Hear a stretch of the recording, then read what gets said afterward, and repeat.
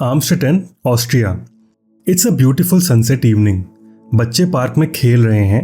Boats वापस अपने docs पर जा रही है।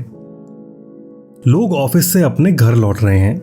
इस सब के नीचे ये जो लोग इस अंडरग्राउंड बेसमेंट में मौजूद हैं, ये लोग ऊपर हो रही इन सब घटना से अनजान हैं। इन लोगों के लिए ऊपर हो रहा सनसेट देखना तो दूर, ये पता लगाना भी नामुमकिन है कि ऊपर दिन है या रात। इनके जीवन में बस एक ही प्रायोरिटी है, हर एक दिन सरवाइव करना। तो आखिर कौन है ये लोग? ये इस बेसमेंट तक पहुंचे कैसे? आइए देखते हैं। और गाइस, आपको ये बता दूं कि इस वीडियो के एंड तक आपको ये यकीन हो जाएगा कि असली दरिंदे और कहीं नहीं बल्कि हम इंसानों के बीच में ही रहते हैं। ये है जोसेफ फ्रिट्सल, जो कि एक बूढ़ा आदमी था और ऑस्ट्रिया में अपनी वाइफ रोजमेरी के साथ रहता था।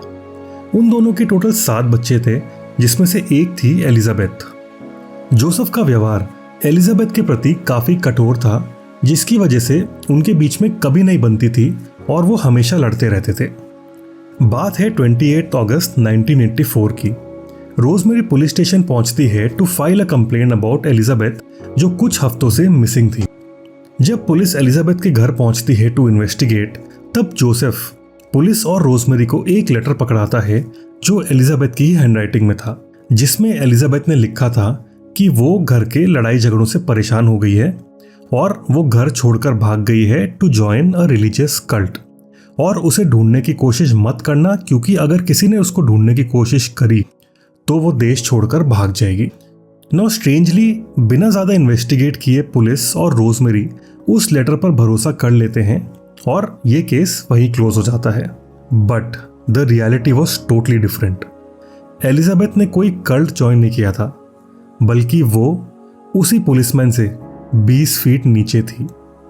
एंड बाय नीचे आई मीन एक अंडरग्राउंड बेसमेंट में। दरअसल यूरोप में मिड 19th सेंचुरी में घर के नीचे बेसमेंट बनवाना काफी कॉमन था बिकॉज ऑफ कोल्ड वॉर्स। इसलिए जोसेफ के घर के नीचे भी एक बेसमेंट मौजूद था, और इस बेसमेंट के 2 हिस्से थे। पहला था एक सेलर जो ग्राउंड फ्लोर की सीढ़ियों से होते हुए बेसमेंट में एंट्री लेता था और कुछ कॉरिडोर्स के थ्रू टोटल 8 कमरों से गुजरता था। और दूसरा था एक सीक्रेट चेम्बर। सीक्रेट इसलिए बोल रहा हूं क्योंकि किसी को भी मालूम नहीं था, ना जोसेफ के घर वालों को और ना जोसेफ के पड़ोसियों को, कि जोसेफ के घर के बेसमेंट में एक सीक्रेट चेम्बर मौजूद है।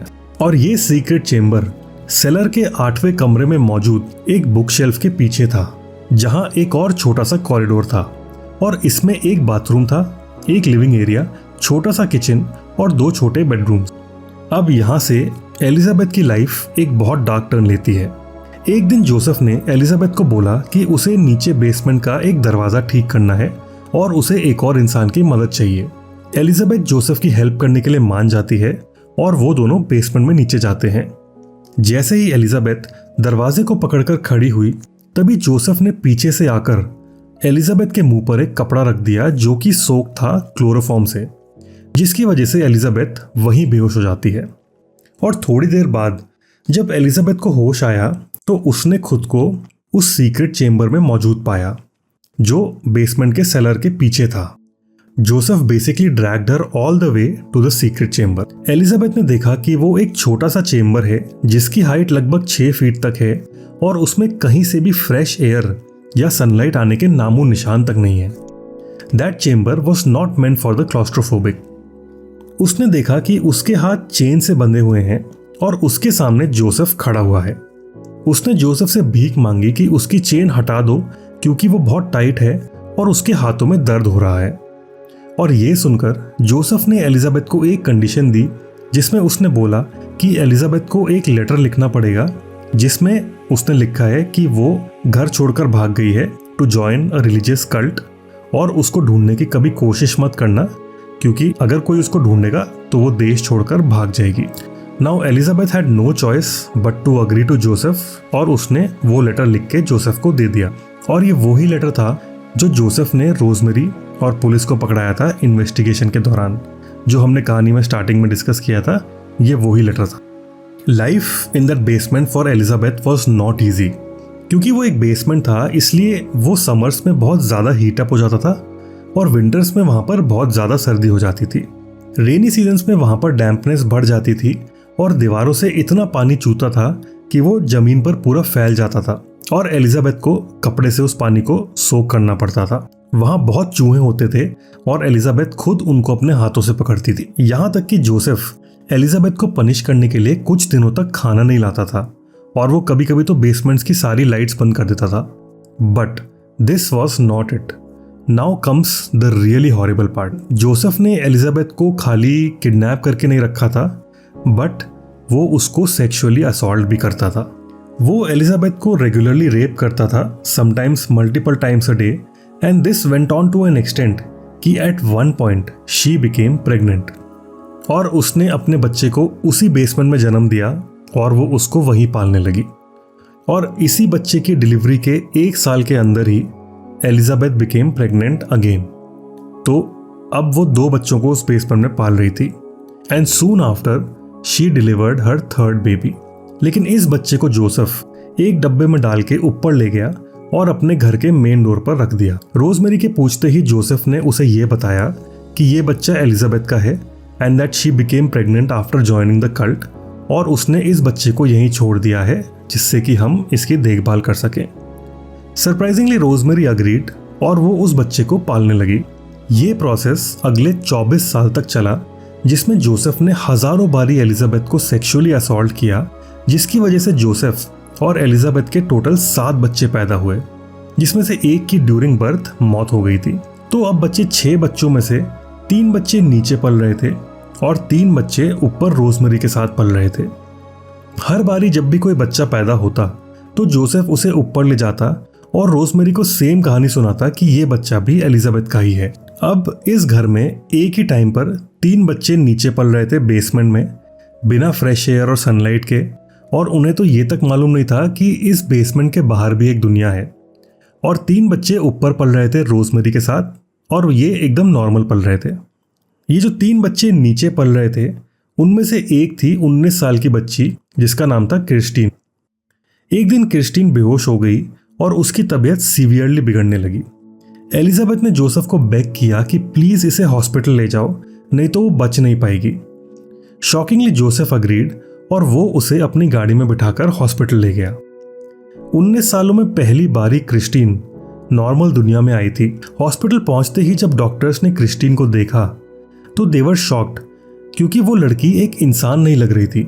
उसकी बॉडी एकदम पेल थी और उसका शरीर एकदम सफ़ेद हो गया था, और क्योंकि उसके शरीर पर आज तक सनलाइट नहीं पड़ी इसलिए उसको सीवियर डिफिशियंसी हो गई थी विटामिन डी की, और इसी वजह से उसकी हालत बहुत क्रिटिकल थी।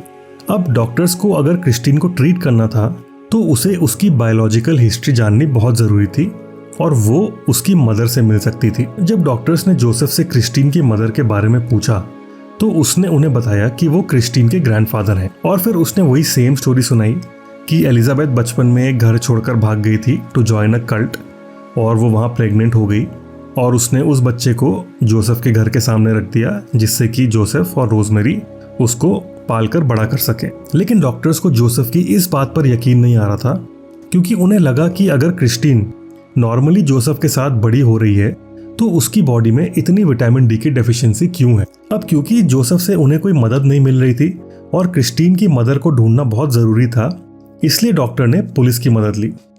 अब ये केस पुलिस के हाथों आ चुका था। उन्होंने प्रॉपर सर्च शुरू कर दी और लोकल मीडिया और न्यूज़ चैनल की मदद से उन्होंने टीवी पर एलिजाबेथ और क्रिस्टीन की फ़ोटो डाल के ब्रॉडकास्ट करना शुरू कर दिया कि क्रिस्टीन की मदर जहाँ भी है प्लीज़ बाहर आए।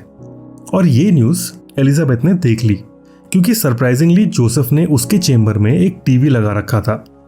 ये न्यूज़ देखते ही एलिजाबेथ ने जोसेफ को बेग किया कि प्लीज़ मेरे को हॉस्पिटल ले चलो, नहीं तो क्रिस्टीन की जान चली जाएगी।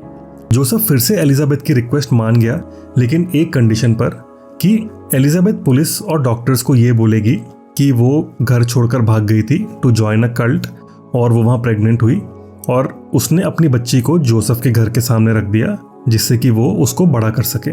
एलिजाबेथ की शर्त मान गई और जोसेफ उसे हॉस्पिटल ले गया। जैसे ही एलिजाबेथ वहाँ पहुंची पुलिस ने उसे फौरन अरेस्ट कर लिया, थिंकिंग कि she was involve in child neglect.